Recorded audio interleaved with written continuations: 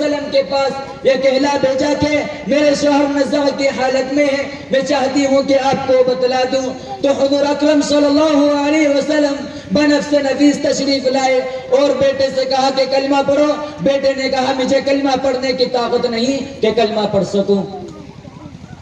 معزز سامعین کرام، حضور صلی اللہ علیہ وسلم نے معلوم کیا کہ ان کی والدہ زندہ ہے۔ لوگوں نے کہا جی ہاں۔ تو حضور صلی اللہ علیہ وسلم نے ان کی والدہ کو بلوایا اور کہا کہ اپنے بیٹے کو معاف کر دو۔ تو ماں نے کہا انہوں نے بہت ہی دل دکھایا ہے، میں انہیں معاف نہیں کروں گی۔ اس پر حضور صلی اللہ علیہ وسلم نے لکڑیاں جمع کرنے کا حکم دیا اور اس میں آگ لگا دی گئی۔ پھر ماں سے پوچھا کہ اگر ہم تمہارے بیٹے کو اس آگ میں جلا دے تو اپنے بیٹے کو بچانے کی سفارش کرو گی؟ ماں نے کہا جی ہاں۔ تو حضور صلی اللہ علیہ وسلم نے فرمایا جہنم کی آگ اس سے کہیں زیادہ سخت ہے، جب تمہیں اس آگ میں جلنا گوارا نہیں تو اس سے کہیں زیادہ سخت ترین آگ میں جلنا کیسے گوارا ہوگا؟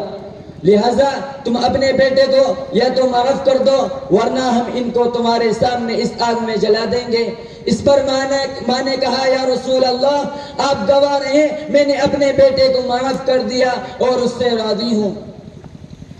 محترم سامعین کرام، آپ نے دیکھا ماں باپ کی ناراضگی اولاد کے لیے کتنے خطرناک ہے۔ اولاد اپنی جگہ خواہ کتنا ہی عبادت گزار اور نیک صالح تو نہ ہو، مگر ماں باپ کی ناراضگی سے کلمہ تک نصیب نہیں ہوتا۔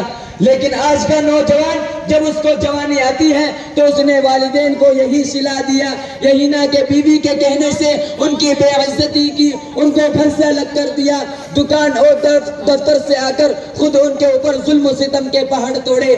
ارے والدین کو اپنے کندھوں کا بوجھ سمجھنے والوں اور خوبصورت کوٹھی کے لیے ان کو عیب سمجھنے والوں، ذرا اس حدیث پہ غور کرو کہ جنہوں نے والدین کی نافرمانی کی دنیا ہی میں اللہ نے کیسی سزا دی۔ اس لیے عزم کرو کہ انشاءاللہ والدین کی خدمت ہر حال میں کریں گے۔